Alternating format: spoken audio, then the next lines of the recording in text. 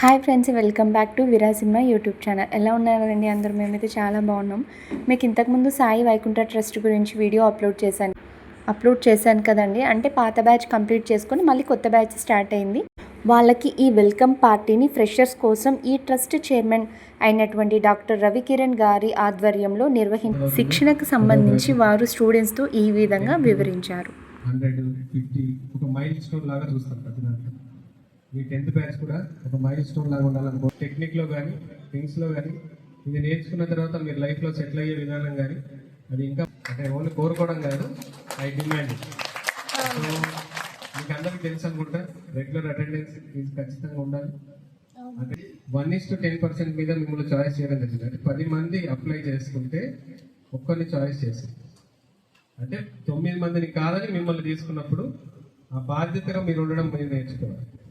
Number 1 రావాలి, టైంకి వెళ్ళాలి. యాక్చువల్గా ఈ ప్రోగ్రామ్ రావాలా, నేర్చుకోవాలి, పోవాలి. మనం 10th బ్యాచ్ లెవెల్లో మనం అచీవ్మెంట్ అయిన తర్వాత సెంట్రల్ గవర్నమెంట్ నుంచి మనకు ఒక రికగ్నిషన్ తీసుకోవాలని మనం ప్రయత్నం చేస్తాం. సో మోస్ట్లీ ఈ బ్యాచ్కి అవ్వచ్చు. అది అవుతే ఆ సర్టిఫికేట్కి వాల్యూ ఇంకా బాగుంటుంది. ఇప్పుడు మనకున్న కొన్ని కుట్ల మిషన్ చోట్ల దాదాపు ప్రతి ఒక్కరికి ఒక కుట్ల మిషన్తో నేర్చుకునే అవకాశం దొరుకుతుంది. బాగుంటుంది.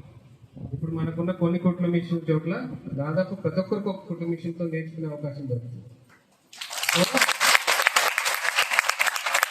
దానికి కొన్ని లక్షల రూపాయల ఇన్వెస్ట్మెంట్ అయినా నేను పెట్టడానికి రెడీ ఉన్నాను.